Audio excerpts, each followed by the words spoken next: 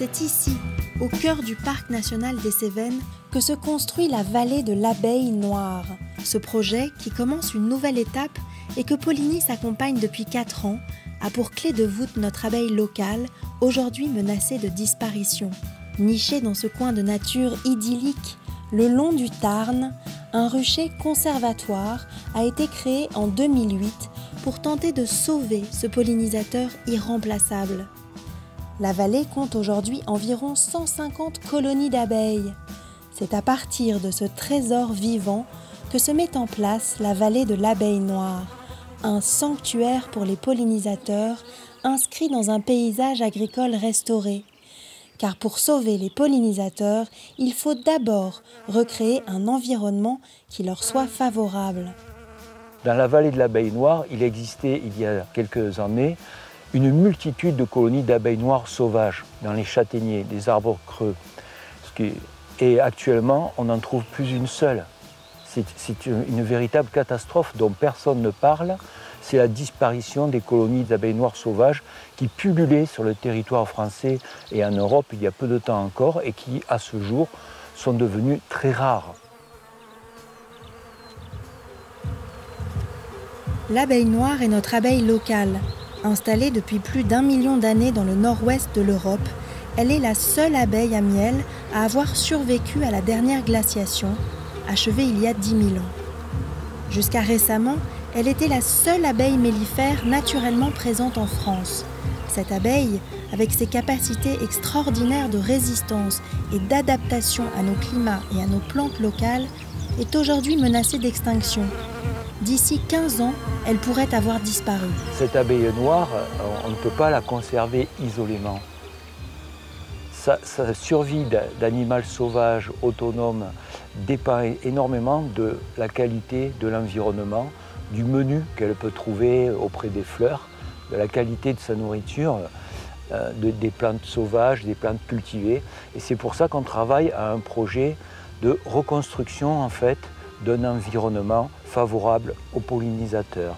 Et donc l'idée, c'est à travers cette culture du sarrasin et des espèces anciennes fruitières, de retrouver un équilibre entre le bien-être du végétal, qui est cultivé sans intrants, sans pesticides, etc. Le bien-être des animaux pollinisateurs, des insectes, des abeilles noires et des autres pollinisateurs qui contribuent à la prospérité de ce végétal et le bien-être des êtres humains qui cultivent. Il faut reconstruire un havre favorable aux abeilles, leur offrir un cadre de vie sain et nourricier. Il faut débroussailler et rouvrir le milieu abandonné depuis l'exode rural. Il faut aussi créer un périmètre de butinage non pollué par les engrais et les pesticides chimiques. Depuis 2 ans, du sarrasin est cultivé sur 2 parcelles devant les ruches du conservatoire. Le nectar de cette plante mellifère, récolté par les abeilles pour élaborer le miel, possède une importante qualité nutritionnelle pour les pollinisateurs. Le sarrasin se cultivait autrefois sur des sols pauvres et acides, comme ceux de Lozère. Il ne requiert aucun pesticide. La quantité et la diversité des fleurs a diminué. Le menu de l'abeille s'est terriblement appauvri. On peut parler de malbouffe des pollinisateurs.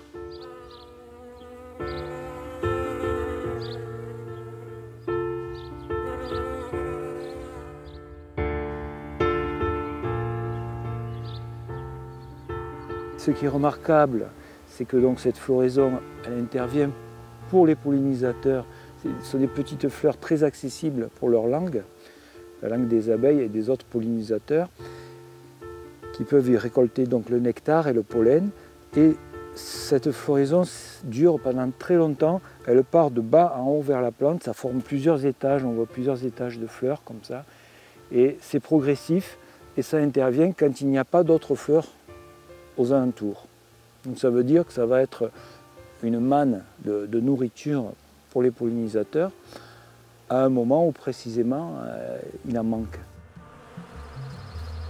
Apicultrice professionnelle, Chantal travaille avec 250 ruches en apiculture traditionnelle dans différents lieux des Cévennes. Elle est, avec Yvélie, à l'origine de la vallée de l'Abeille Noire. Elles sont tranquilles, elles ont des fleurs pratiquement toute la saison, surtout maintenant avec le sarrasin, là, le petit cru qu'on avait avant la bruyère et tout. Ça se remarquait un peu dans leur façon d'être. Et que là maintenant, elles ont vraiment des fleurs toute l'année. Moi, ce qui me plaît, c'est au printemps, quand on commence à les ouvrir et de voir comment elles sont, elles paraissent heureuses, joyeuses, toniques. Enfin, elles sont vraiment le truc qui me plaît, le printemps. En parallèle des ruches du conservatoire, la vallée de l'Abeille Noire espère se doter bientôt d'un rucher-tronc. Les ruches-troncs, creusés à partir de troncs de châtaigniers, sont l'habitat traditionnel des abeilles cévenoles depuis des siècles. On en trouve encore dans la région, à l'abandon ou restaurées. Dans la vallée de l'Abeille Noire, elles serviront de témoins de pratiques apicoles durables qui ont permis à l'homme pendant des millénaires de coexister respectueusement avec l'abeille locale. Si Polynice parvient à récolter les fonds nécessaires, c'est Henri Giorgi, ancien apiculteur et restaurateur de ruches-troncs, qui fabriquera celle de la vallée de l'Abeille Noire. Dans le cadre de notre association, on s'est fixé cette petite mission de retaper des ruchers-troncs, de les remettre en place, de refaire tout ce qui est étagement, etc., de refaire des ruches, remettre ces ruches en place et remettre des abeilles dedans. Je parle pour moi, mais aussi je pense pour beaucoup des gens de l'association, qu'on ne concevrait pas d'avoir le projet qu'on a avec les abeilles noires, avec l'entretien qu'on fait dans les diverses ruchers-troncs qu'on retape, etc.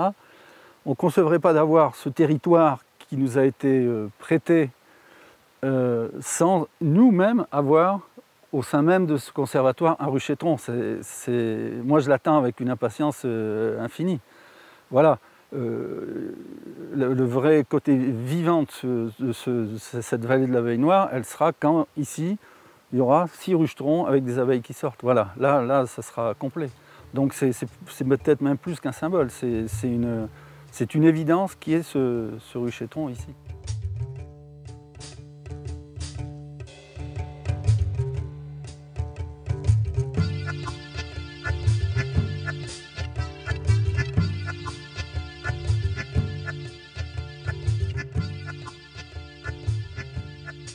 Il y a toujours un peu de nostalgie quand on revient sur les méthodes un peu ancestrales, mais je pense qu'en plus de ça, il y a disons qu'on ne peut pas dissocier la ruche-tronc de l'Abeille Noire. Voilà. Et j'ai appris, moi c'est pas du tout, je ne suis pas scientifique du côté rucher et tout ça, j'ai plutôt une formation technique, je dirais, mais j'ai appris notamment par l'arbre aux abeilles que les abeilles noires, elles volaient plus loin que les autres, elles sortaient quand il faisait plus froid. Voilà, donc moi ça m'intéresse de savoir pourquoi cette petite bête vivait mieux dans nos contrées un peu difficiles au niveau climat et au niveau géographie. Voilà, donc il y a peut-être derrière ça des éléments qui peuvent aussi enrichir notre savoir. La vallée de l'Abeille Noire s'inscrit dans une dynamique de développement local, car le modèle qui se dessine doit être viable pour le territoire. Il intéresse donc les institutions et les communes autour du mont Lozère. Au pont de Montvert notamment, ce projet bénéficie du soutien du maire. L'abeille noire est une espèce qui est l'espèce d'origine qui était implantée et qui était, comment dirais-je, exploité, enfin, entre guillemets, par les apiculteurs locaux. C'est la base de l'apiculture dans notre région. Et c'est toujours intéressant pour une commune de participer à la conservation d'un patrimoine qui menaçait de disparaître. Et ça, Yvélie a su convaincre son entourage, a su convaincre le conseil municipal. Et aujourd'hui, lorsqu'il nous présente, il nous parle d'abeilles noires, de conservation, il est écouté. Pour établir un cadre de vie nourricier pour les pollinisateurs, en plus du sarrasin, la vallée de l'Abeille Noire espère se doter d'arbres à fleurs bénéfiques aux abeilles, comme des arbres fruitiers anciens de la région. Cécile Bridgen, présidente et fondatrice des Vergers de Lozère, conserve ces variétés locales perdues. Ici, tu peux mettre quand même pas mal de variétés de pommiers, poiriers, Parce que du fait que tu as du châtaignier, ça veut dire qu'il y a pas mal de schiste. Alors ici, ce serait plutôt les arbres fruitiers qu'on appelle les fruitiers à pépins, c'est-à-dire les pommes, les poires essentiellement. Et un peu dans une parcelle qui est un peu plus en hauteur, sur des murets, on va pouvoir, je pense, mettre des fruitiers à noyaux, c'est-à-dire des pêchers, des abricotiers. Et toutes ces variétés, nous souhaitons, donc l'idée en fait de base, c'est d'avoir des variétés locales. Des variétés, pas du tout des variétés internationales, ni même des variétés nationales, mais d'avoir des variétés locales du pays qui ont été en quelque sorte sélectionnées par les anciens de la région, du département. Ce terrain particulier, il a de très grandes qualités paysagères. C'est un patrimoine local, c'est un patrimoine agricole et j'aimerais que ça le reste. Et il forme avec le rucher, cet ensemble du rucher, des fruitiers, du sarrasin ou des autres plantes mellifères ou aromatiques, ça forme un tout harmonieux, ça forme un ensemble qui est bien typique de notre pays, des Cévennes. La vallée de l'Abeille Noire doit permettre de quantifier l'intérêt des pratiques culturelles et économiques favorable aux pollinisateurs, car l'ambition de ce projet est aussi de transmettre un modèle agroculturel et écologique aux personnes souhaitant mener des projets similaires afin de préserver les espèces locales et leur environnement. La spécificité de ce projet, c'est vraiment d'essayer d'attaquer tous les angles du problème de la fragilisation des abeilles, mais je pense que c'est aussi le fait d'être dans une démarche constructive en fait. C'est un peu l'étape après la dénonciation. Parce que la dénonciation, c'est hyper important, le fait de dénoncer l'influence des pesticides sur la santé de l'abeille, ou même la disparition d'une espèce, comme pourrait être celle de l'abeille noire, ou la dégradation des écosystèmes. Enfin, tout ça, c'est hyper important de le dénoncer, de le mettre en lumière. Mais je pense qu'il faut aussi faire un pas de plus, en fait, et essayer de construire une alternative à ça, et une alternative crédible.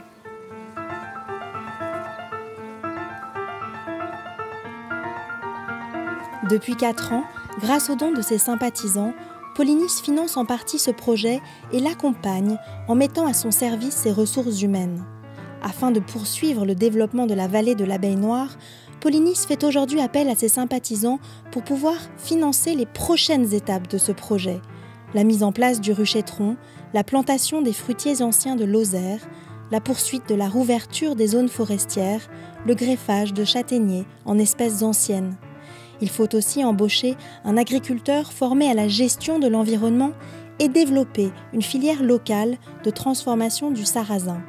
Ainsi, dans cette vallée restaurée, dans ce petit paradis où l'homme et l'abeille coexistent dans le respect et l'autonomie, nous pourrons créer ensemble le pays où les abeilles ne meurent pas.